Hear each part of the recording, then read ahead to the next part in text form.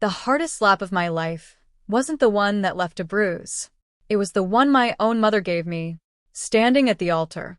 The church fell completely silent as she pointed at my wedding dress and screamed, "No daughter of mine wears that." My bouquet hit the floor. My husband stepped in front of me, and every guest thought my mother had finally lost her mind. But they were wrong. She wasn't trying to ruin my wedding. She was trying to stop me from discovering something hidden inside that dress, because if I found it, the secret she'd buried for more than 20 years would send her from my wedding aisle straight into a courtroom. The sound of my mother's slap echoed louder than the string quartet. One second, I was smiling at the man I loved. The next, my veil twisted sideways as my cheek burned beneath her hand. "No daughter of mine wears that," she shouted, her voice filling the old stone church. 200 guests fell silent. No one moved. Not my bridesmaids. Not my father. Not even the pastor standing beside us.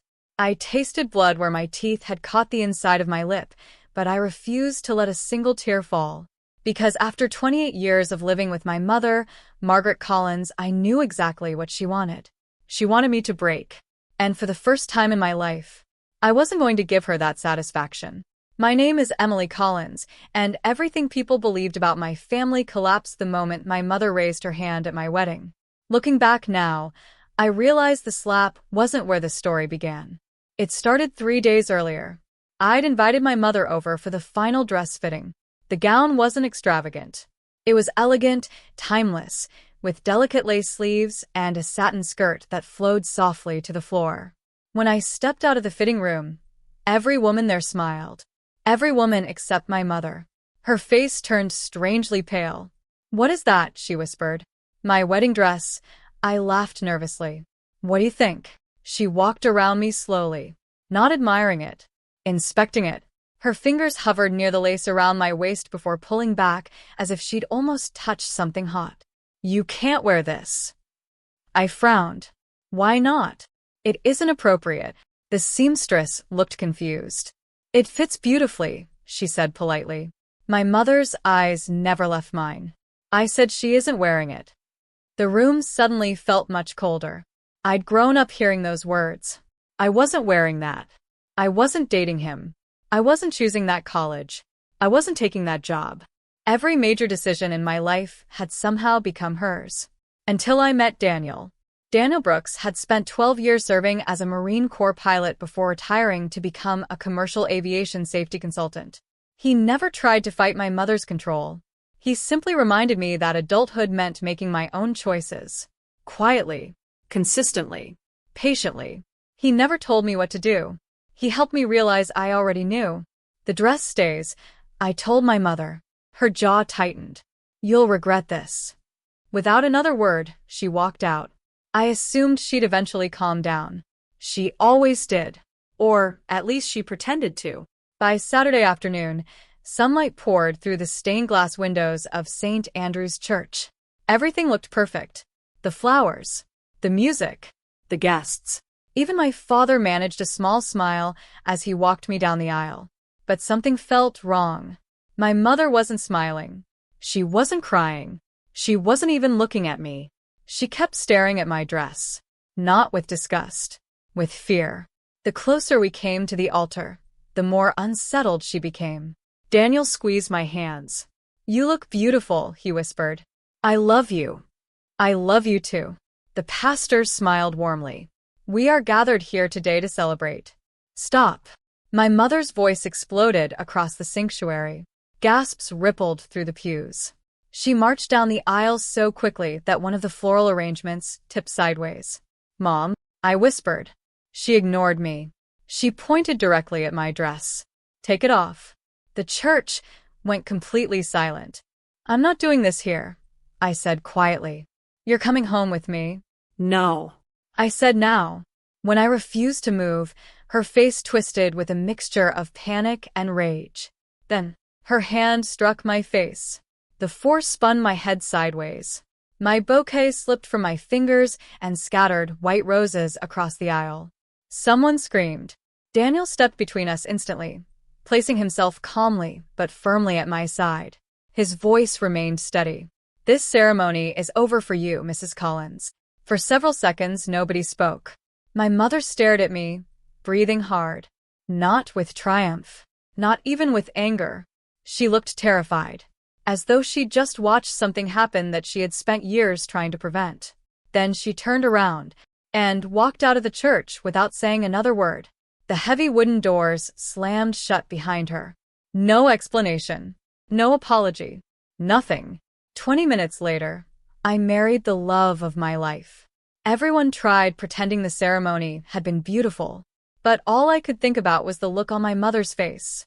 She hadn't been afraid of embarrassing herself. She had been afraid of my dress. And later that night, while carefully unfastening the gown before putting it away forever, my fingers brushed against something hidden deep inside the lining. Something that definitely hadn't been there during the final fitting.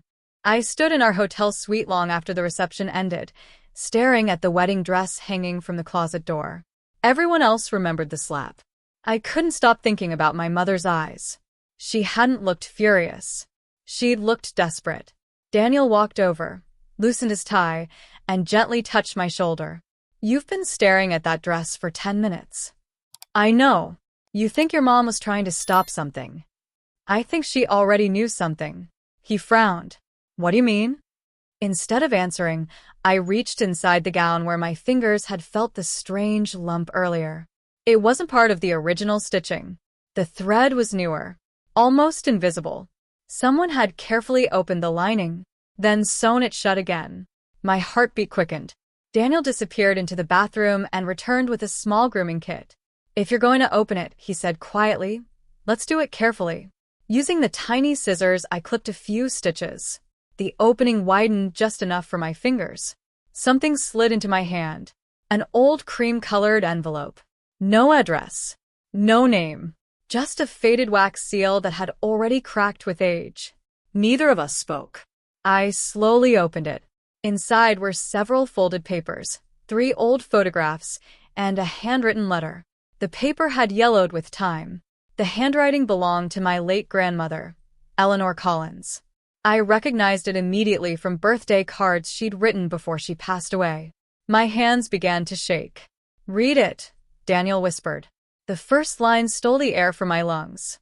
"If you're reading this, it means Margaret never destroyed these papers, or someone finally found them." I looked at Daniel. He stared back at me, equally stunned. I kept reading. My grandmother explained that years earlier, my grandfather had created a family trust to protect farmland that had belonged to our family for generations. The trust wasn't enormous, but it represented decades of work and enough financial security to support future generations. According to the letter, after my grandfather passed away, my mother secretly convinced several elderly relatives to sign paperwork they didn't fully understand. Ownership of the land was quietly transferred into a company controlled only by her. Everyone else believed the trust still existed. It didn't. It had disappeared years earlier. Hidden beneath the letter were copies of property transfers, old bank statements, a notarized declaration signed by my grandmother months before her death. There was even a handwritten timeline describing every step she believed my mother had taken. Daniel looked speechless. "This." He paused. "This explains why she panicked." I nodded slowly. My dress belonged to Grandma. We both looked toward the gown hanging silently across the room. My grandmother must have hidden the envelope inside the lining years ago. She probably believed one day someone she trusted would wear the dress, and eventually find the truth. The next morning, instead of leaving for our honeymoon, we drove downtown. Not to the airport. To the office of family attorney Rebecca Lawson. She spent nearly 2 hours reading every document. She didn't interrupt once. When she finally looked up, her expression had completely changed. "Where exactly did you find these?" "Inside my wedding dress." She leaned back. "If these documents are authentic." "They are," I answered. I recognized my grandmother's handwriting. Rebecca nodded carefully. "I believe you." She picked up one of the notarized statements again. "This changes everything." Over the next several days, she verified signatures, located archived property records, compared bank transfers, Requested certified copies from county offices. Every new document confirmed another piece of my grandmother's story. Nothing contradicted it. The deeper we looked, the worse it became. Meanwhile, my phone never stopped ringing. Mom. Again. And again. Then came the text messages. Emily, please call me. We need to talk before someone gets hurt. You don't understand what you found. Hours later, another message. I'm begging you. Meet me alone. Daniel looked at the screen. Are you answering? I locked my phone. No. If my mother wanted the truth buried badly enough to slap me in front of everyone I loved, I wasn't meeting her without legal advice. Rebecca agreed. From this point forward, she said, let me handle all communication. She quietly prepared legal filings requesting preservation of financial records before anything could disappear. No accusations. No public statements. Just lawful requests backed by evidence. My mother had no idea the process had already begun. She believed she still had time. She believed another emotional conversation would make me doubt myself the way it always had. She was wrong. 3 mornings later, Rebecca called before sunrise. They've scheduled an emergency hearing. When? Tomorrow. I barely slept that night.